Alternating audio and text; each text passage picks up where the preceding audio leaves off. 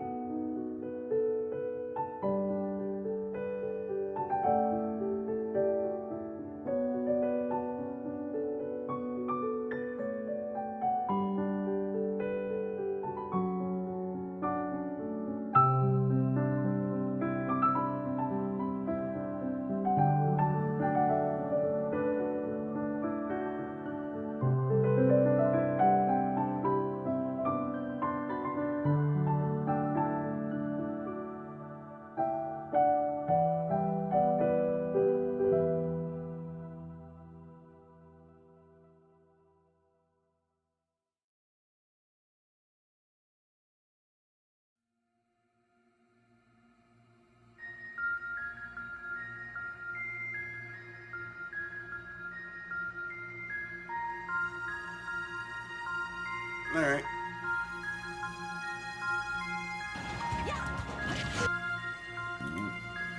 All right, and we are live here with another episode of Project Console, episode 2020, episode 22.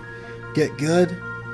And before we get started, I'd like my panelist to introduce himself. Hello, it's Mr. Red Fox. I'm the guy who has the BS Busters channel. So, yeah, I'm glad to be on another one of these Project Console casts. As you know, I'm Kanoshi Abominito, the proprietor of Project Console. So let's get started with our first topic, Steam Deck emulation. So people have already been testing out some emulation on the Steam Deck, and so far it's been, by what I've been hearing, it's been working pretty good. Dolphin emulator is running pretty smoothly. Obviously, the older consoles like the 8 and 16-bit and 32-bit consoles are, probably working pretty well. Steam already has you can already get the, well, they put this out a few months ago, where you can download the RetroArch emulation stuff from the Steam page. So, Yep. so yeah, it's pretty interesting. Nintendo isn't too happy about it because they've been taking down videos of people testing out the Dolphin emulator and stuff like that. Yeah, but... Well, go ahead, sorry. Yuzu, I get, because that's the Switch emulator, but Dolphin emulator is just kind of weird. Just the fact that those, again, the GameCube is over 20 years old at this point in time. So Yeah, I mean, okay, I'm about to say something that's going to make me really unpopular with some people, but the thing that people need to understand is that Nintendo is protecting their IP, their brand. Yeah. Now, I mean, I don't want anyone jumping to conclusion being like, "Well, this means Nintendo is going to bring GameCube to the to their online service." They're not. I don't think. But they have to protect their brand, and they can't allow like Nintendo's big thing is that they want you to buy Switches because it's not like Nintendo has the third pillar anymore, right? Like they used to have their home consoles, and then their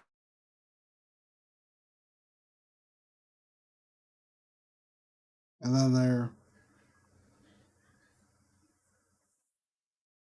well, I think you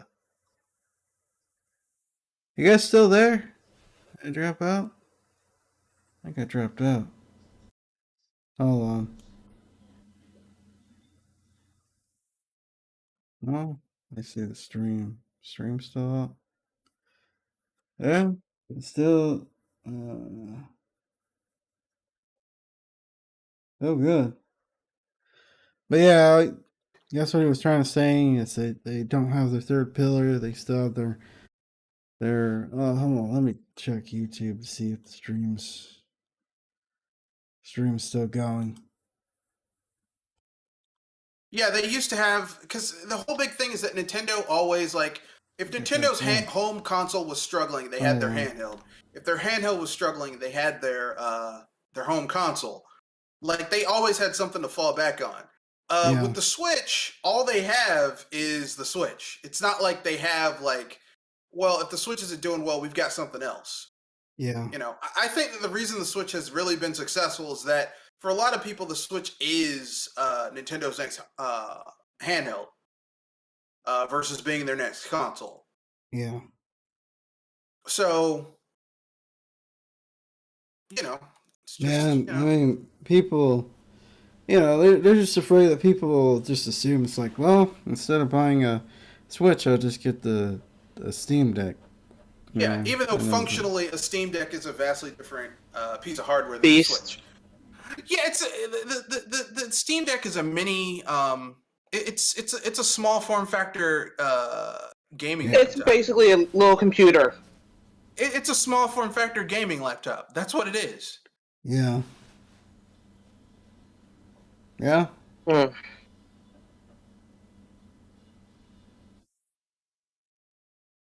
Which is cool. Yeah. Yeah. Whereas the Switch is a hybrid console handheld that has. And I was gonna say that it's portable, though it's mostly a console that's got handheld functionality. Would flip that and reverse it. The Switch is a handheld that has console functionality, but the console functionality is like Nintendo did the best they could to cater to both audiences. But the thing about a hybrid with hybrid technology is that typically speaking, whenever you have a hybrid, it's never going to be quite as good as a dedicated whatever. So like a hybrid electric vehicle is not going to have the gas mileage of a gas powered car or the battery life of a dedicated electric vehicle. It's not as good as either one.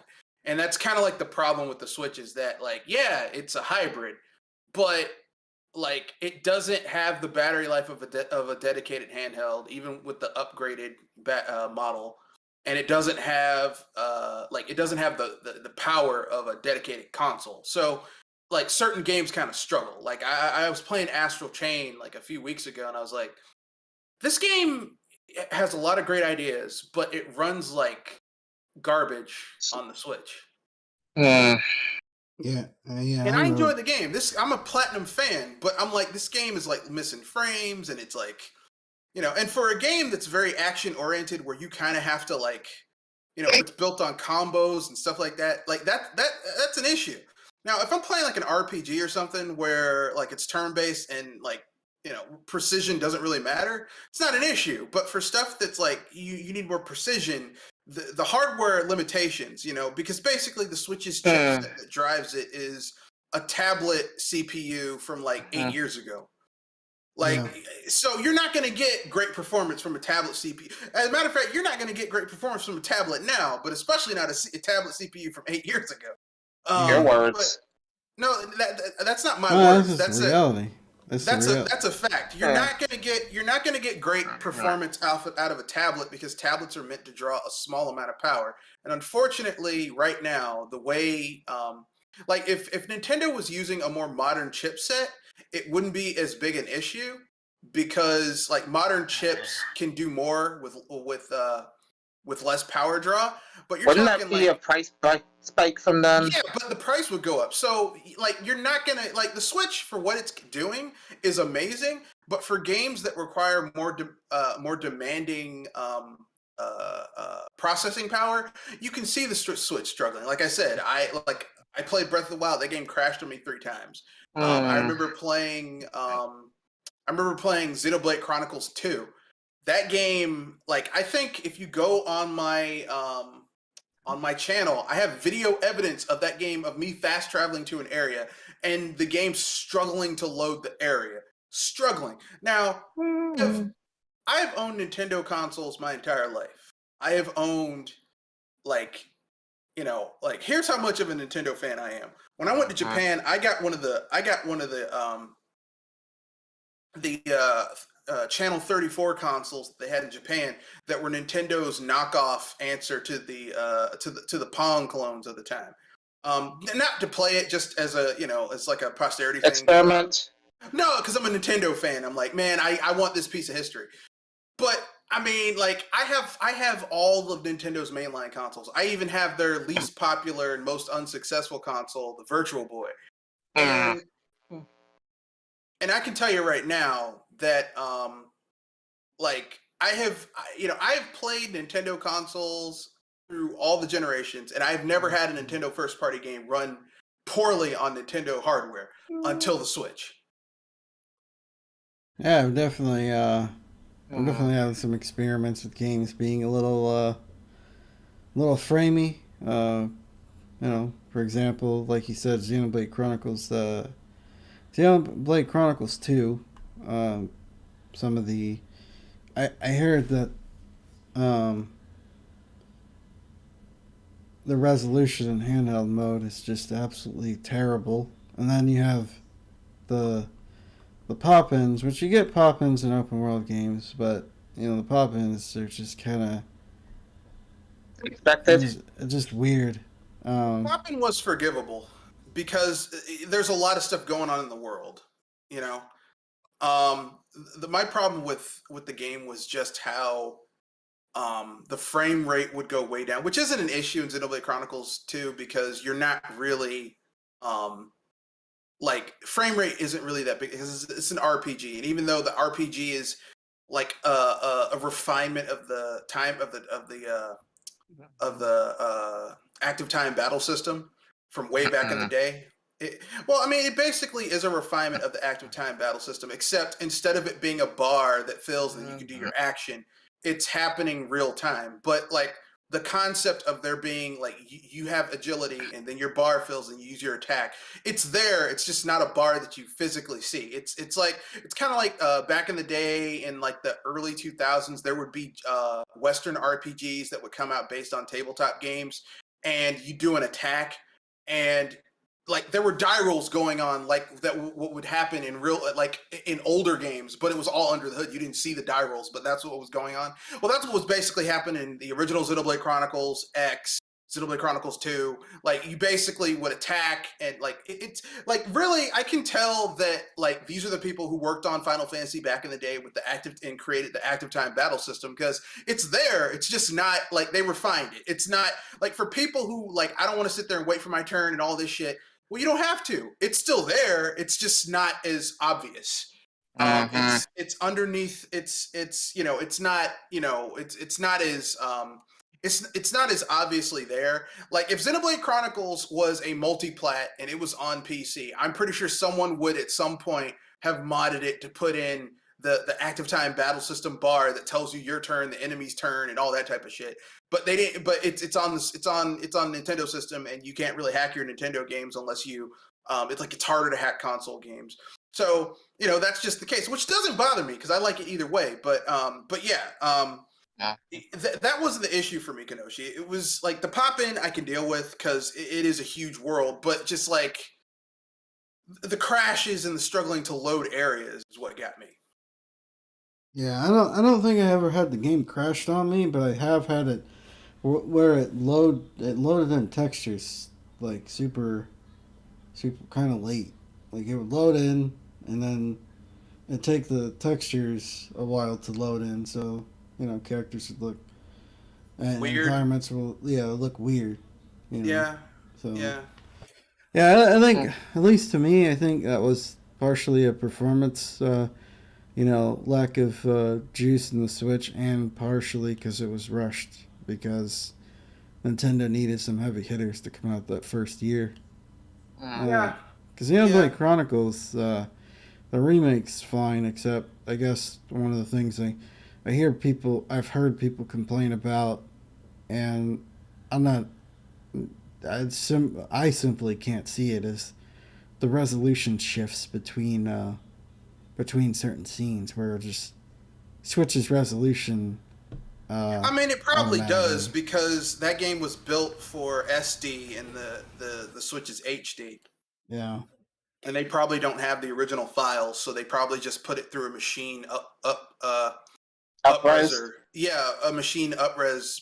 But machine upresing isn't perfect, as we've seen from what was that game? You're talking the GTA trilogy. They put it through a magic machine or some sort of. Yeah. Actually. Well, they put it through a program that upresed it. Yeah.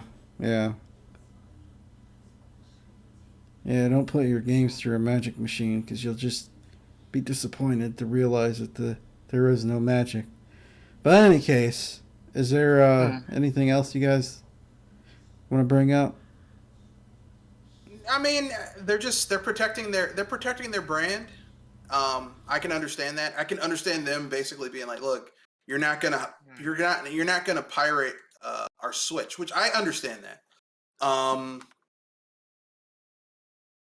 Like I could totally understand them not doing that because that's their money, and Nintendo's not going to mess up their money like that. And Japan's really different when it comes, as we see with Totally Not Mark, who's an anime reviewer, or not necessarily a reviewer, but he mostly commentates. He's more of an anime commentator. He saw what Toei did to his channel, and so. The thing is, I've heard this in various circles. I don't think you're ever gonna have something like this. Maybe within a few generations when you have younger people that understand how the internet works, but some kind of internet bill of rights where, countries can come together and agree how information and how copyright is dealt with through the internet, because you have all these countries and they have different ways and different rationalities and how to deal with copyright. So yeah. And sometimes it's just weird because I know, like in Japan, like if you open up a bar, right, and you have consoles that people can come in your bar and you have like retro consoles in your bar and people can come in there and play the retro consoles. And you charge people to come in your bar, drink, and also play the retro consoles. The console manufacturers who made those consoles can sue you and take you out of business in Japan. Which, to me, that's bullshit. I mean, I'm like, if Sega didn't get whatever money they were going to get out of the Sega Saturn, or Nintendo didn't get whatever money they were going to get out of the N64 by now, that's not my problem. Yeah. Okay. As a business owner, that's not like I shouldn't be punished because I found a way to make money off of your old ass shit. But I mean, that's Japan. That's Japan's laws, and Japan has some weird laws. I mean, this is the same country that the age of consent is like 12. So, like, I'm not necessarily saying that I agree with their law system. I don't.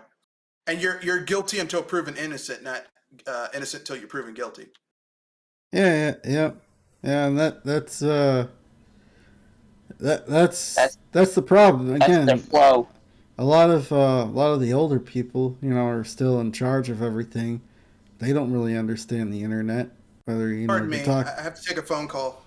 all right, whether we're talking about Japan or whether we're talking about Mm. this country or other countries, they just tend to, I think it'll take a few generations before we have something that everybody can, If lucky. if lucky, if everybody can agree Because if on. anything, I know that international laws, international diplomats are already a thing that's tricky enough to work with as is. Yeah, yeah. You have cultural barriers. You have language barriers. It's just kind of a mess. Yeah, You could just segment off the internet to different, essentially different countries. You can access certain, but I don't know. Uh, but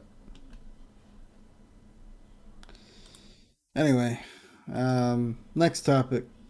PS Vita emulation on the Switch. It's beginning its early phases, so I guess the PS Vita is going to live on through the Switch. It's not anything particularly great. It's just running simple apps, uh, simple it's an applications experiment at for. this point, right? Yeah, it's experimental. It's not a typical emulator, which emulation mimics the hardware, like the CPU and GPU of the console. It's kind of uses some kind of interpretation layer or interpretation layers. So I guess Uh-huh. it's using the Switch hardware, but it's interpreting it as if it was a PS Vita's hardware rather than brute forcing. I don't completely understand it, but Well, yeah, it's happening.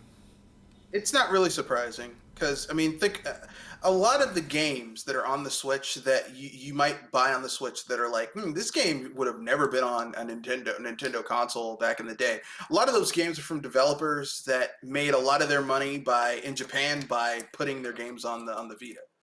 Like Yeah, that's how they paid the bills. And for like the reason the Switch is doing really well in Japan in a lot of ways, I'm not saying 100%, but a lot of the ways is because the market for people who like Nintendo gobbled up that market that Sony abandoned with the Vita. yeah. Because the Vita did very well in Japan. I was doing good. And yeah, I think I was about to Sony did. say, Japan's the only place I know that the Vita had good fortune because everywhere else the Vita almost sunk like a rock. well, Well, it had a think, dedicated fan base. Like the people, like even in places where the Vita didn't sell gangbusters, the people who had Vitas really liked their Vita. You know, it wasn't one of Hmm. those consoles that people bought it and it was just kind of just sitting on the shelf. I mean, one of those handhelds that people buy and there's like they have like 2 or 3 games for it. People who enjoyed the Vita really fucking love the Vita. So, you know, take that any way you want to. Hmm. But I'm not surprised that there's PS Vita emulation being done on the Switch, especially when the Switch basically ate that market when Nintendo put it out in Japan. Like they ate the Vita market. All those Vita developers jumped over to the Switch, which is why you got those games that are borderline hentai games on the Switch because they're Vita games that were ported over to the Switch. and the thing about the Vita is just like Sony just gave up on it way too quickly. It had potential, but for some reason it's just like, I mean, I don't know. They're like, oh, the PS4 is doing pretty good. We don't really need to worry about the Vita. It's just Yeah, they just Sony's gave just up. gonna, and it's like, yeah. I mean, the PSP was somewhat successful. So I'm Yeah, I think it surprised. sold 50,000. 80,000. It did relatively. It was pirated, but it was a good console. I mean, it was a Yeah, good that was handheld. one of the problems with the PSP was it was just so easy to pirate games. I think it's Yeah, pretty easy to hack. But yeah, I don't know. I don't with the Steam Deck out and with the Hmm. Switch doing pretty very well. I wonder if there are people at Sony's headquarters being, and also with a lot of these these handheld PC consoles. If there's people talking about, hey, maybe we can try the PlayStation Portable again. I don't know. I mean, I think the Steam Deck is going to be successful just because Valve has the infrastructure to support it.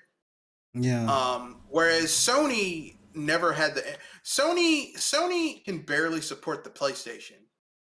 yeah, that's a good point. Like they can I barely was going to support their say, own console. I thought if anything they wouldn't support their PlayStation Vita. So if anything, I saw that writing on the wall. At Well, least I I mean, could say that Steam Deck got support by the dozens. well, because just on GP, I mean, you can use a lot of your library on Steam on your Vita. I mean, on your Steam Deck. So off the bat, that's a lot of support. You Yeah, know. Yeah, as I Um. said, I barely saw any support with the Vita. Well, I mean, the Vita, like the people who supported the Vita were like small indie studios in Japan. I mean, from the Um. people that made it. Yeah. Sony put like 4 or 5 serious games on it, and when it didn't take off, they just gave up on it. They just Yeah, gave up. They're like, well, that's done. yeah, You know. that's the reason why I still would laugh at the Vita, because if the people that made it doesn't support it, where do you, where in the world are you gonna be able to get anything real good from it come from if you're not dependent on third parties? Well, I mean, that's the thing. Sony has always relied on third parties to carry them. Because remember, when the PS3 was failing, we all remember that Sony third parties still supported Sony. yeah, You know, and it was failing. It was failing. It was failing harder than a kid who can't read in an after school special.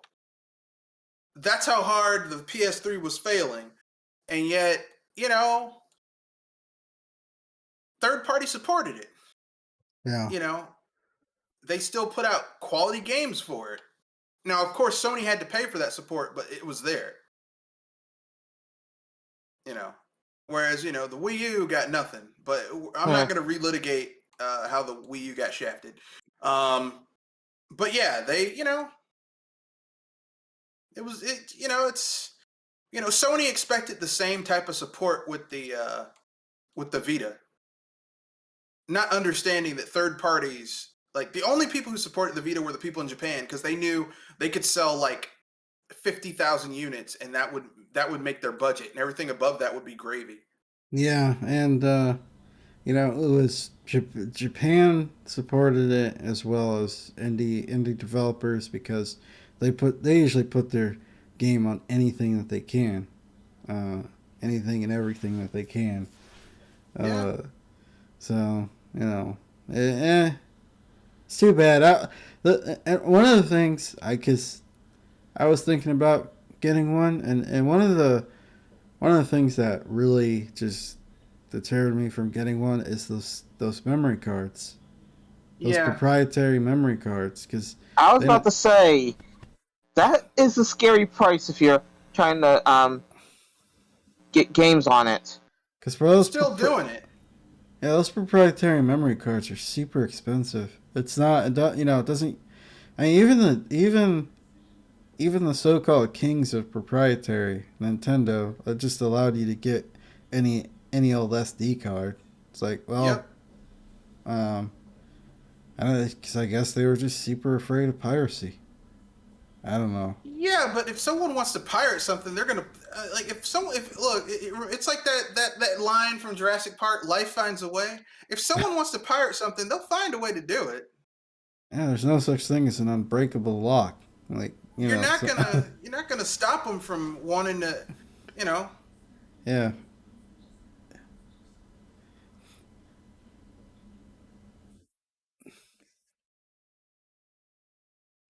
And I'm gonna say something unpopular. I'm not against people pirating their stuff. I Mm. mean, not pirating. I mean, I'm not against people hacking their hardware. I'm I not don't against it. either. Neither am I. I mean, Mm.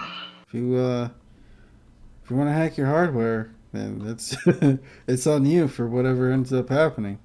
But Yeah, but Exactly. just on GP, like if you spend if like telling someone they can't hack their hardware. Now, if you're doing illegal stuff with it, I'm not cool with that. But if you want to hack your hardware that you bought, go ahead. It's you bought it. You know, that's like telling someone, "Hey, you bought your car, you can't work on it. You better not open that. You better not open the engine block. You better not open the front of the car. Forgot. I immediately blanked on the immediate name of the hood. the hood. You better not open the hood and change those spark plugs out.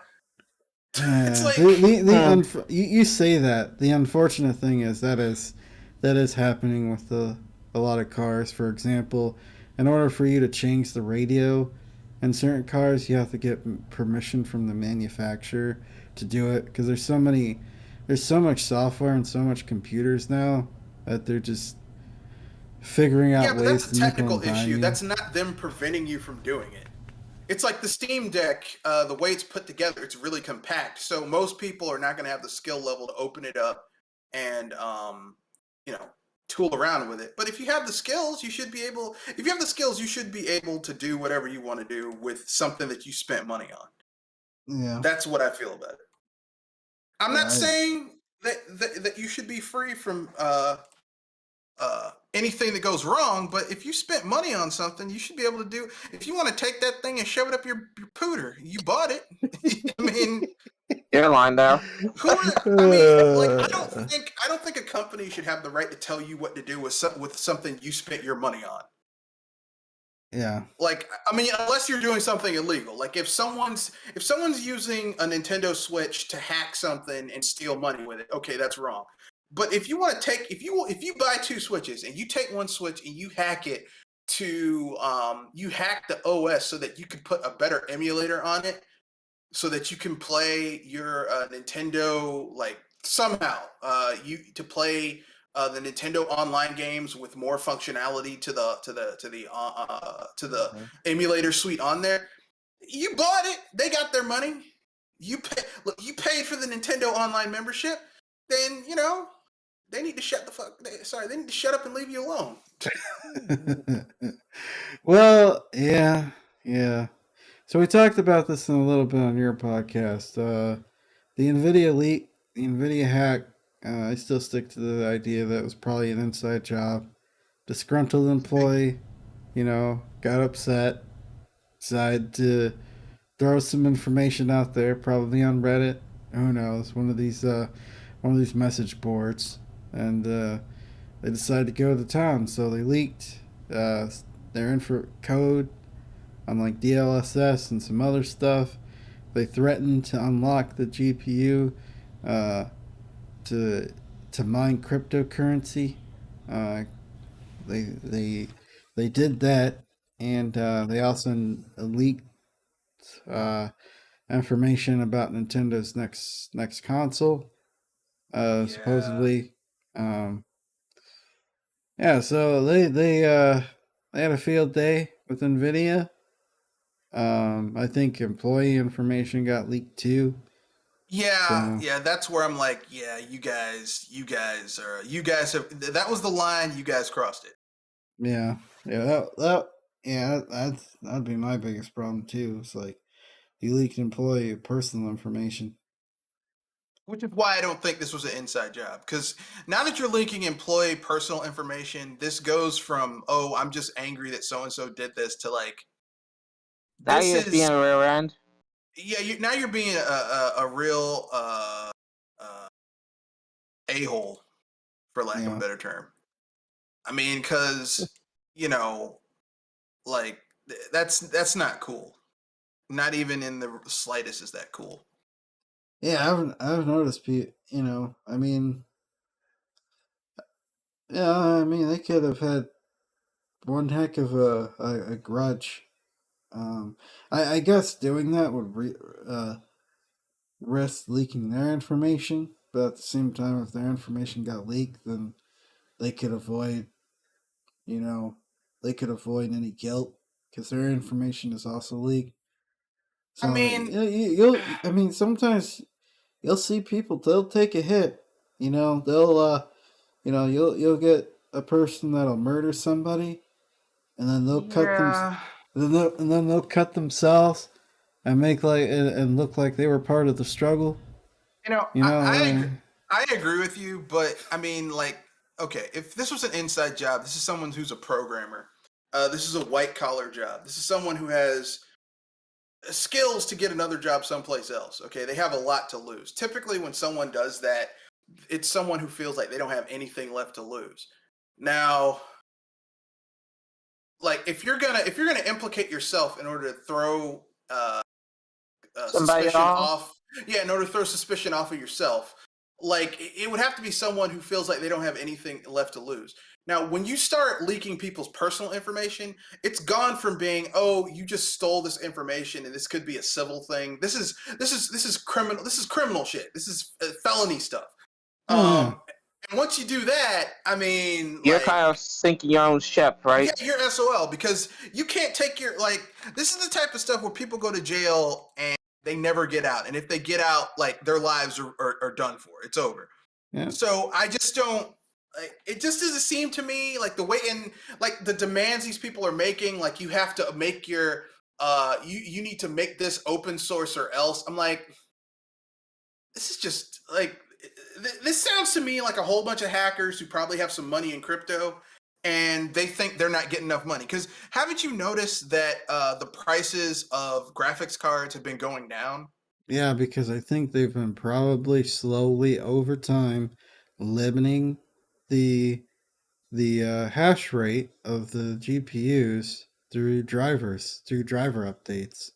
Yeah, and producing more cards. That too, Like there are yeah. more cards being produced.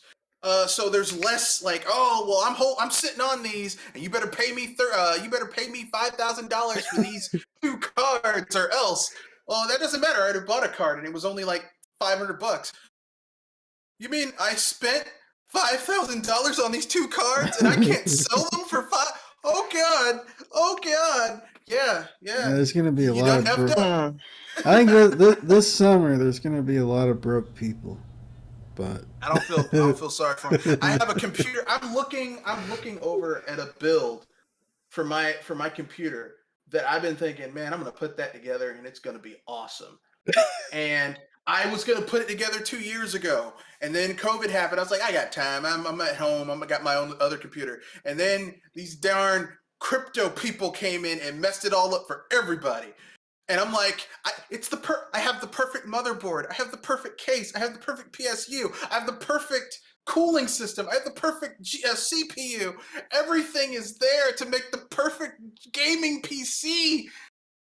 I even have an older case that the motherboard connection. I can put in a CD to play physical media. Yes, everything I need. And then these greedy SOBs jack up the price on GPUs because I really want a really good GPU so that I don't have to worry about this upgrading this machine for like 7, 8 years. A few years.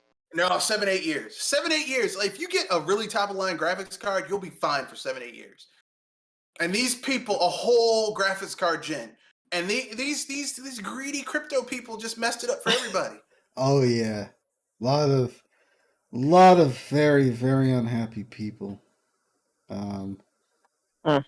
yeah, and More they're like crypto cruds. and it's gonna be funny to see. Hopefully, within the next few months, to see a lot of these scalpers sit there on a bunch of GPUs, especially because there's rumors that Nvidia and AMD are going to announce their new GPUs, So it's going to be even worse. So they're going to be sitting on all the old stuff and then trying to dump it, probably so they can get the new stuff. So Yeah. sell that at overpriced. But You know what really makes me happy though? Intel is about to dump their stuff this year too. yeah, So you got the three biggest Intel getting into graphics cards yet again from years ago. And you got three of the biggest chipset makers jumping into the fray to knock down these prices, and these scalping SOBs are going to be SOL. I love it. I love it. It's gonna be hilarious. Them crying in their milk. I was going to say, crying in their motherboards is probably the better line, but I'll take it. I love it. I love how angry they're going to be. I can hear hearing them crying in my head just makes me happy. Yeah. After they ruined my computer build, myself. I feel sorry for the prices going up for everything else, but I literally had planned it out. I'm like, I'm only going to spend $2,000 on building this like dynamite PC. I was able to get everything else on a really good deal. The CPU is a dynamite CPU, but I got it on a really good deal. It came with 3 games that I already got the code for the games, but the CPU. Like everything was set to go, and then these SOBs just ruined it. Ruined it. Yeah, they do that. Yeah.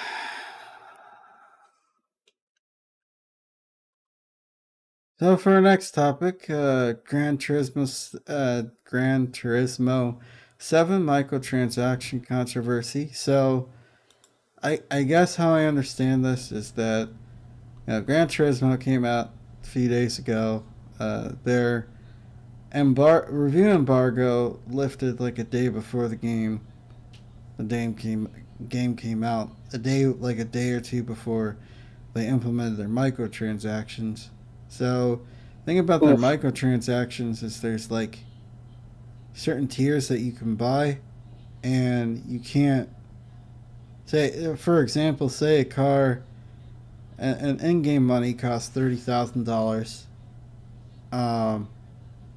but you have to spend like $40 or let's say the car costs like $40,000, but you can't get exactly $40,000, so you might have to spend $50. Yeah, 50 to get $50,000 to get that one particular car that you want, and you only have these like $10,000 credits.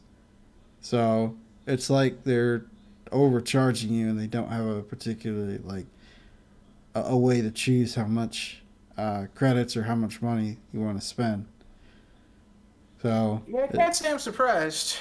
Yeah, I mean, I mean, I'm sure those games are expensive to make because of the license, but again, what do you like to say, Mr. Red Fox? It's not my problem. Not my problem. Yeah, it's exactly. People don't understand this. They're like, well, don't you care about? Yes, I want the company to stay in business, but it's not my problem. You don't know how to budget. Like, okay, here's what they should have done if they wanted to make money on Gran Turismo, and they didn't want to spend a lot of money. They should have said, okay, Gran Turismo Studio, you guys are eating up money because your games have to be, Gran Turismo is one of the premier racing sims on console. It is in my opinion, it's the premier racing sim on a console. But here's the thing. It's really expensive to do all that licensing. So you know what?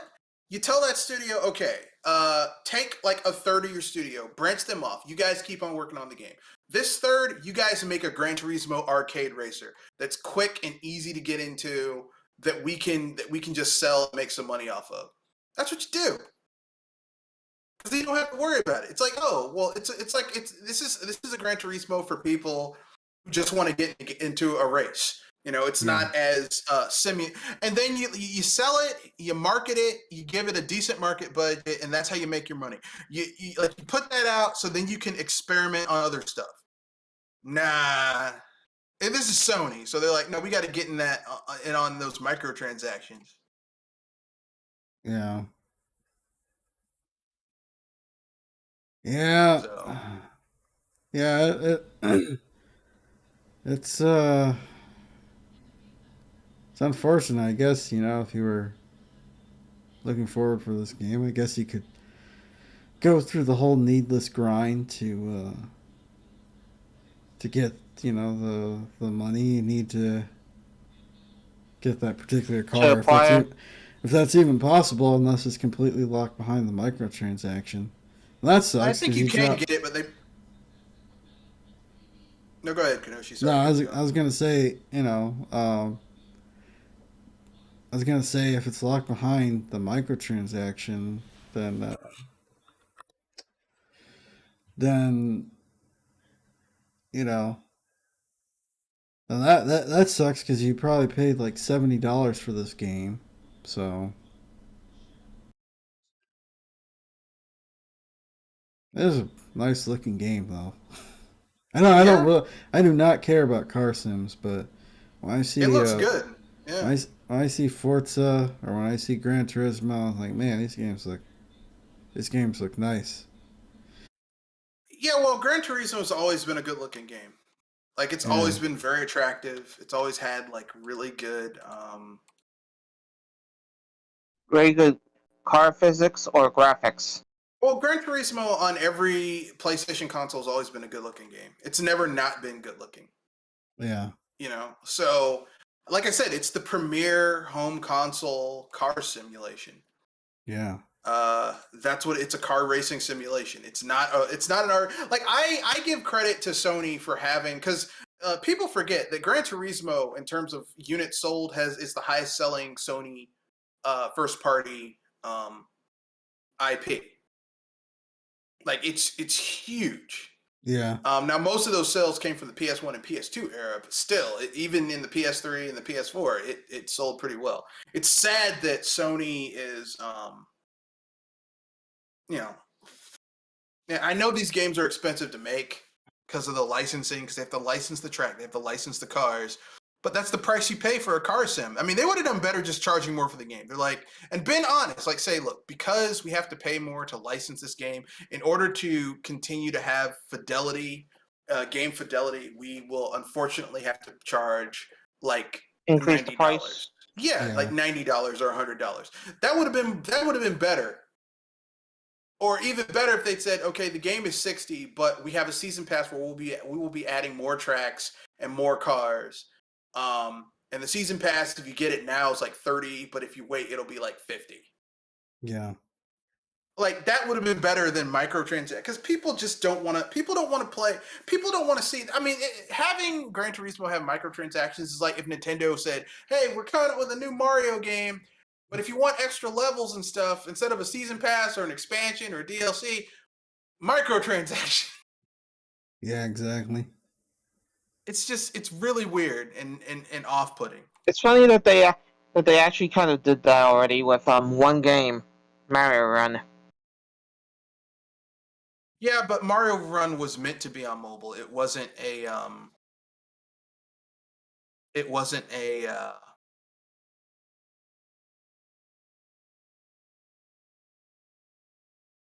Like it was designed. It was designed to be on mobile. So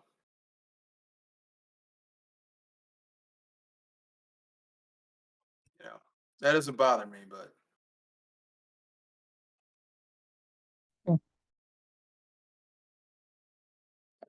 Let's see. Anything else you'd like to bring up before we move on no, to the that's it. next? That's all I gotta say. So, Star Wars Eclipse. Um, we're not gonna see that game until the end of time. It's supposed to come out. They say they're shooting for like. Well, they don't. We don't even know when they're shooting for. People were speculating like, I've heard 2026, 2027, 2028. So don't hold your breath. They didn't really show much information about the game. They just showed off the The hardware, it was just a tech demo. Like, didn't get any story information or anything. And this has been a problem because it's Quantum Dreams that's making it. Oh well, as soon as you said Quantic Dream, I was like, well, Quantum Dreams. So That's the I sunk ship. this has been a problem with Quantic Dreams for a long time. Heavy Rain. That they showed a tech demo for Heavy Rain several years before that game came out. I remember seeing one of the characters of Heavy Rain, like they're showing this tech demo. This was I remember seeing it on G4 several years prior the game release. I don't. When did Heavy Rain come out? Let me see. I Google real quick when Heavy Rain came out. Jason, press X. Jason, You're gonna have Jason. a fun time with that line, aren't you? I mean, really, I never played Heavy Rain. I just saw the memes. I was like, oh, that's kind of funny. Yeah, if it came out February 23rd, 23rd, 2010. I remember seeing that game. I remember seeing a trailer for it on G4. I think it was that Cinematech show. I think that's what it was called. That was a cool show. Um, where they show like various different game trailers and tech demos and stuff like that for games. Well, Mm-hmm. there was this tech demo of one of the female characters talking into a microphone, into a camera. I think talking about her ex or something like that. Um, that was probably about 2005, Mm-hmm. 2006. And like I said, the game didn't come out until 2010. I remember seeing a tech demo for Detroit Become Human a few years before the PS4 came out. That game didn't come out. Um, the game came out like 2018. I remember I was still in college at the time that they showed that tech demo. So that would have been about 2011, 2012, somewhere between 2011 and 2013. And here we go again with Star Wars Eclipse, a tech demo. Just Lower your expectations. yeah, just make sure that you're gonna be waiting for 5 years. Also, to call Quantic Dreams games is a misnomer. They are movies that you press buttons in order to go to the next scene. Yeah, unfortunately. Really, Quantic Dream doesn't make games. They make Star Wars movies. Eclipse. They make interactive movies. Um, Like basically, Yep. Quantic Dream is the next step of like those CDI, Sega CD games back in the day that were just FMVs that you would just press a button to do something. Except some of those games were actually good, like the Road Blasters on the TurboGrafx CD, stuff like that. Like this I was is gonna comment that those would be quick time movie games. Yeah, but I mean, like the technology was so new at the time, and the graphical art style you're basically playing an anime is what kind of got it. Like basically the modern, like the other thing in the West would have been stuff like Dragon's Lair 2, Space Ace, stuff like that. But those had a unique art style that kind of, okay, I'm into it.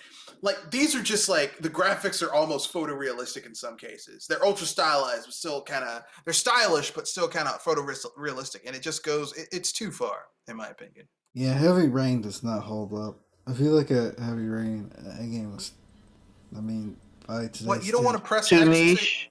You don't want to press X to scream Jason? Jason! Jason. Jason! yeah, Jason! I think some of these games, like stuff made from Quantic Dream, stuff made by um, the Metal Gear guy, um, Kojima? yeah, Kojima, even stuff made by Naughty Dog, were a bunch of hacks that couldn't make it in the movie industry, so they got into games, and everybody thinks they're geniuses for some reason. What, you I don't don't want get to it. you don't want to play a movie? What's wrong with you? I mean, I want to play movies all. I'm being facetious, by the way. I mean, I'm gonna be honest with you. I don't mind that stuff. I don't mind that sort of stuff exists. It's just when it's put on this grand pedestal. That's when it bugs me. It's kind of like, I mean, this isn't what everybody should strive to be.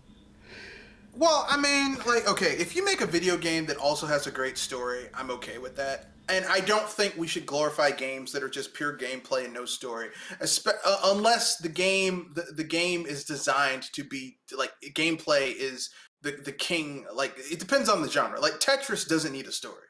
Yeah, Pong doesn't need a story. But once you start getting to like your Legend of Zeldas, you kind of do need a story for that. yeah, Not a great At least story, to but pull a it story. together.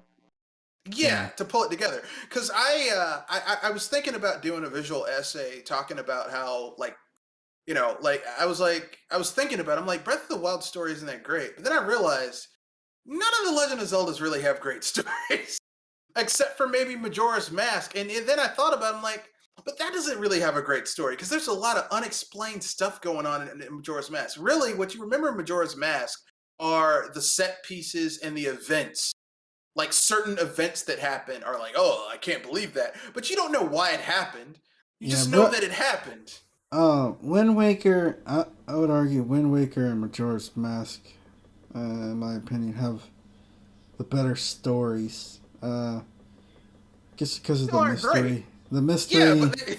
But I'm not saying they were great stories. I'm just saying yeah, out of those other games, they were one of the better ones. yeah. I mean, like the events are great. Like the events leading up to the end of Wind Waker. The journey is really great. But the story behind everything that happened is like, it's okay.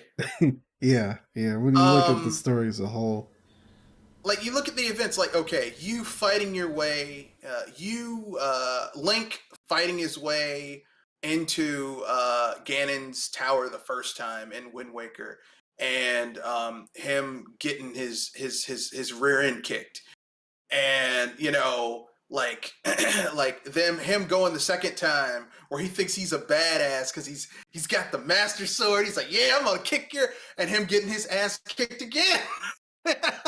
yeah, And Zelda getting kidnapped.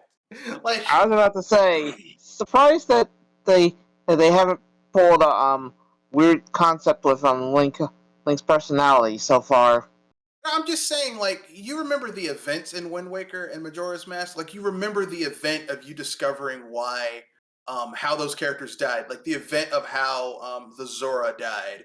Because it turns out he was saving his baby children that he yeah, had with the female Zora. Mm-hmm. yeah, Or like saving that guy who who's being turned slowly being turned into a Gibdo due to a curse, and his daughter who's keeping him locked up in the house because if he gets out he'll kill her and kill other people. Like it's like you remember a lot of the events in Majora's Mask, but there's no overall narrative tying it all together. You have okay, all of this was caused by the Skull Kid, yeah, okay, who's been taken over by Majora's Mask, but you're told that you're not shown it. It's like someone said it, you didn't.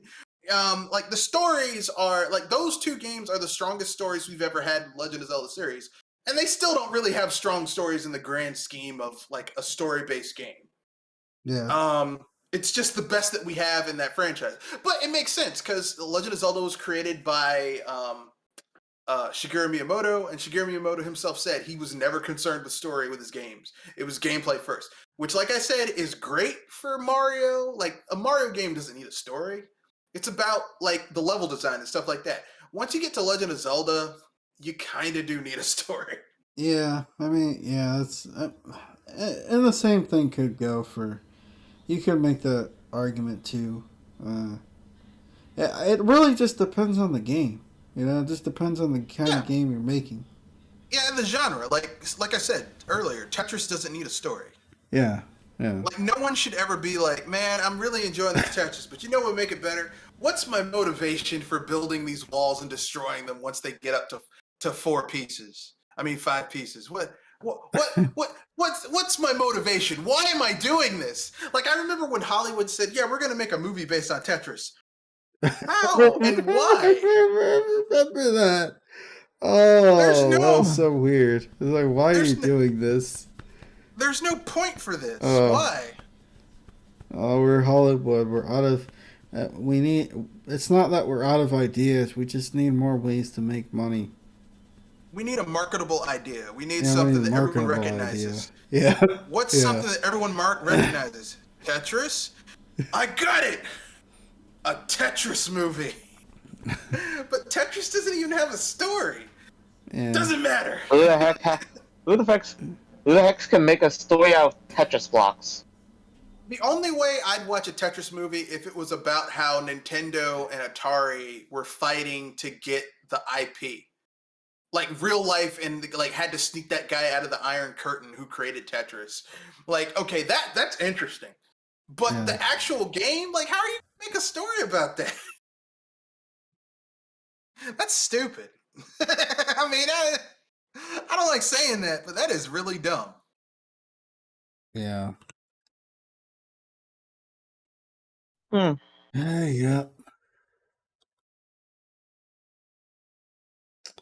Uh, difficulty mode in video games. So, anytime you bring up the idea of accessibility or an easy mode in a particular game, people start turning really green.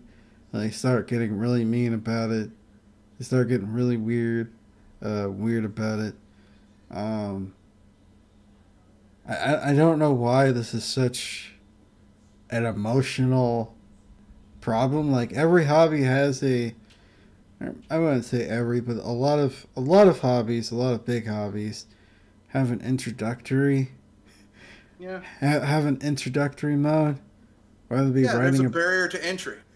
whether you're learning how to ride a bike. You have kids Yep. that learn they'll ride a tricycle, or Yeah. stuff like that. I'm not saying every game needs an easy mode, but I just I don't understand why Certain people games get. clearly do. There's It, a barrier to entry. It's just the way it is. yeah, You yeah. know, I there's think people should stop, you know, getting emotional with the topic, but at the same time, I think, you know, people should realize that not every game is going to be made made for you, and not yeah, every game is yeah, not gonna cater to that. You know, the difficulty is going to be what it is. yeah. No, Elden Ring Yeah. came out, and that's been a Kicking topic. everything's asses. Yeah. Yeah, so it's It's just been selling well. yeah, it's been selling well, and it's just that topic that gets brought up every time one of these kind of games come out. One of these Game kinds of game, difficulty. yeah. Um, Yeah. Definitely commend FromSoft for not caving and not being like, well, okay, you guys win, we'll just make it easier. But I don't know. I've like for example, as some people think it'll water down the experience, but for example, like for Nintendo, Yeah. uh, like the Donkey Kong Tropical Freeze, and I think they did this in the first one. It's probably a decent example where they kind of have an easy mode where Yeah. if you die too many times, you play as the game kind of Donkey. automatically plays itself. It's the white Donkey Kong. But Well, here's the you get kick. the Super Kong. It's Super Kong, but here's the kicker. You don't have access to all the secrets. You still have to Yeah. you still actually have to play the game to get all the secrets, to get all the Yeah. letters and the Yeah. If you clear the level, collectibles. even if you get the collectibles, I think even if you get the collectibles, they don't count towards your completion because you cheated, or or they just disappear from the level when you're Super Kong. Yeah. I guess I don't know. Because they did the same thing. I hope it's the later. I think they did the same thing in Super Mario Brothers Wii U, where if you died too many times, You get the Super white Mario Brothers Tanuki U, suit. yeah, you get the white Tanuki suit. And Yeah. I mean, you get the option to get the white Tanuki suit. Now, I had a lot of deaths in that game, but not because I wasn't good, but because there were certain parts in the game where you're trying to get all the little MacGuffins so you get 100% I of was gonna level. say precision Yeah. platforming. Well, no, it's one of those things where you're like, okay, I have to get this, and then you're on an auto-scrolling level, or one of those levels where there's a platform that's only there for Oh a certain period of yeah. time, and it's like you missed the jump, you saw it, but you missed the jump, and then you hit a checkpoint and you can't go back, so it's like, or you see the checkpoint and you're like, I'm just gonna suicide myself, so I'll restart the level instead of hit the checkpoint where I can't go back and get it, like stuff like that. Yeah. But I mean, you have the option of using the white Tanuki suit, but I didn't because I'm like, I've been playing Mario games my whole life. If I can't get this without cheating, then I'm losing my gamer cred. And I'm like, I'm not losing my gamer cred. Yeah. Yeah. So for people who are like, oh, you're hard on Nintendo. No, look, listen, I'm hard on Nintendo like I'm hard on the kids I tutor. I'm hard on the kids I tutor because I want them to be better. Okay? Yeah. Not because I think that they're trash. It's because, hey, this is good, but it's a good job, but you can be better. But because I want them to be better and I know they can be better. But as far as I have nothing against easy mode in games. I just don't think it should be forced. And I think some games you do kind of need an easier mode, like Platinum's games. I do think there needs to be kind of like a casual difficulty. Because I think a lot of their games are too damn hard. Yeah.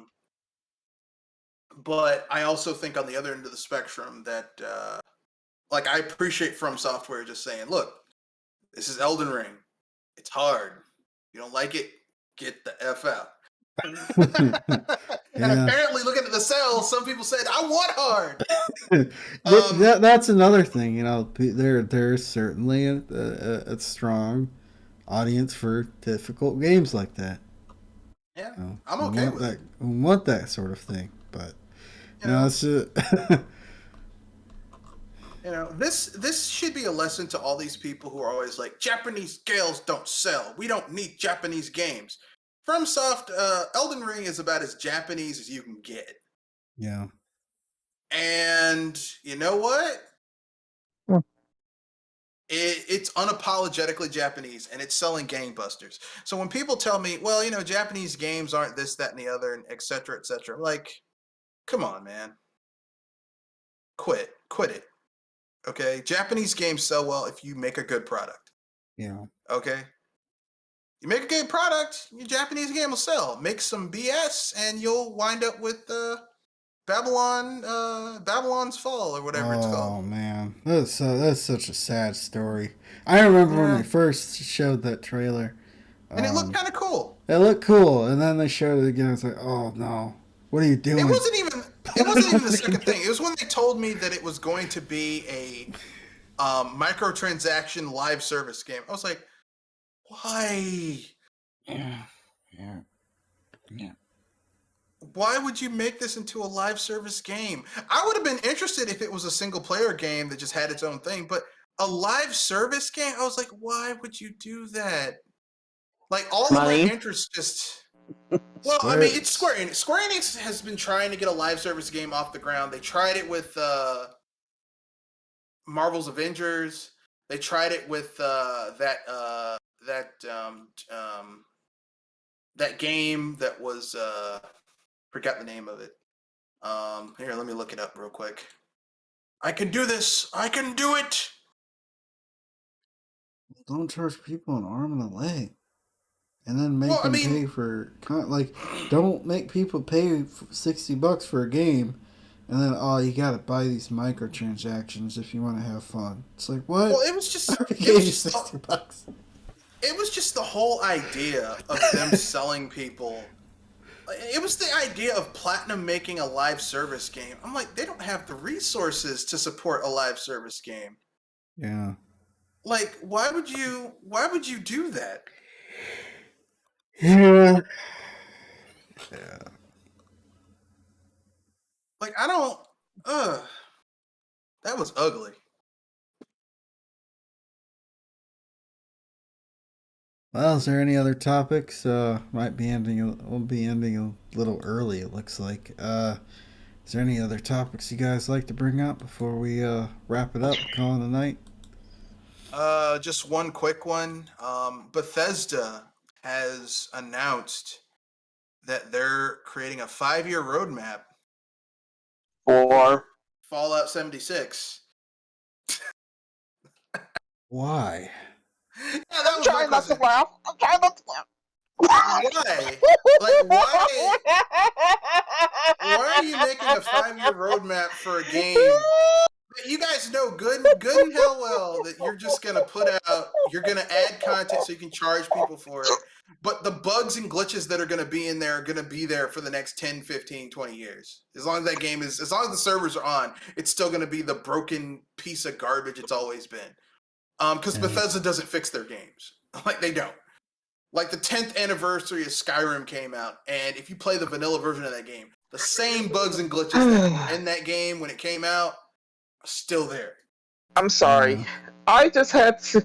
I was trying not to laugh so hard because hearing 5-year plan and Fallout 76.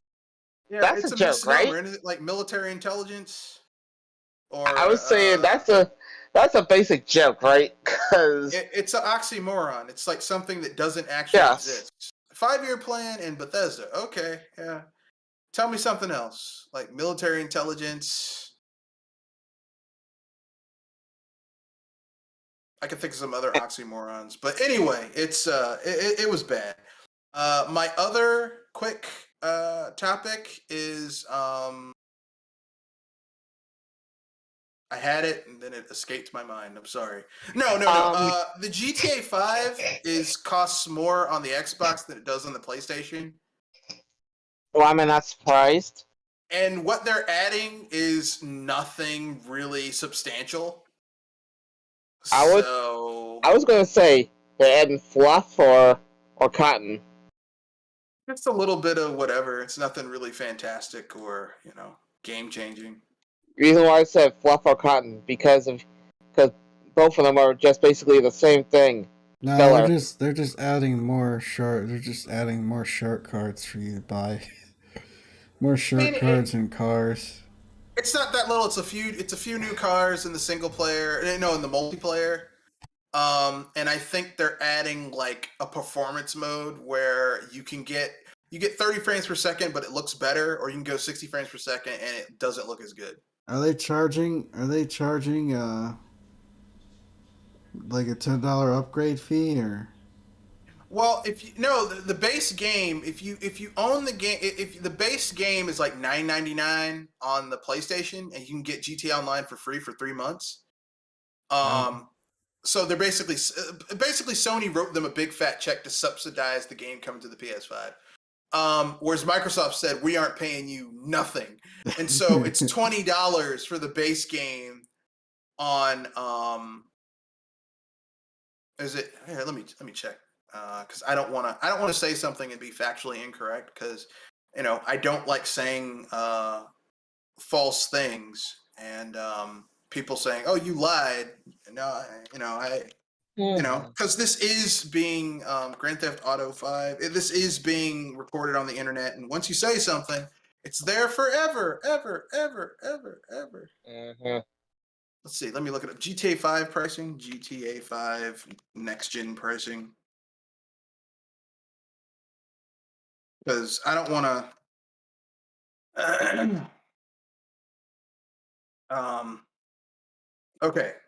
So here's the next gen pricing.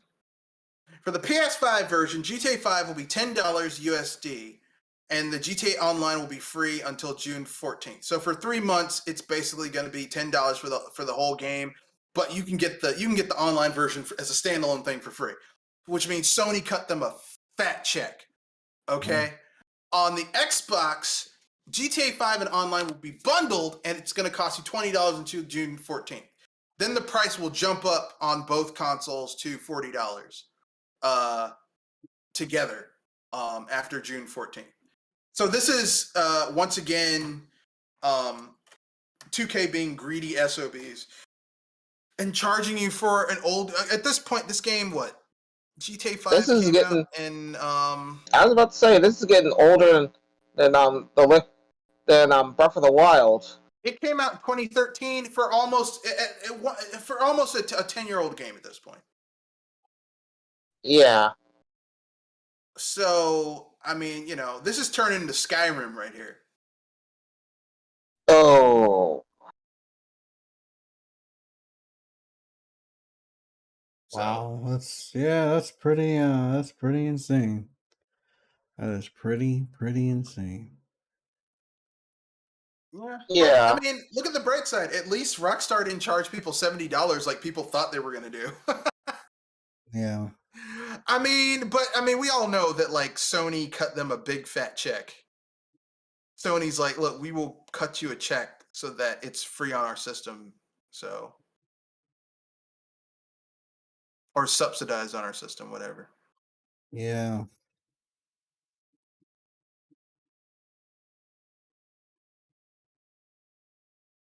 Well, I'm But not surprised at this point. I thought that'd be just a fun little quick topic. But that's all I got to say. That's it. I got nothing else left. All right. Well, everybody want to give off their sign outs and we'll call it a night. This is Joy Lamista. Well, thank you for joining us at Project Console. Hopefully you'll join us next week. This is Mr. Red Fox, and I know Kenosha didn't say it, but I'm going to pimp out some of my content. I have 2 videos up this week. One that was put up Sunday, another one that's put up today. The Sunday one is my spoiler-free review of Matt Reeves' The Batman, and the one that came up today is my spoiler-filled review of Matt Reeves' The Batman. So quite proud of those reviews. And there's the BS Busters every Wednesday and Saturday, 7:30 p.m. to 9 o'clock p.m. Eastern Standard Time. Thank you. That's it. All right. This has been another episode of Project Console, episode 20.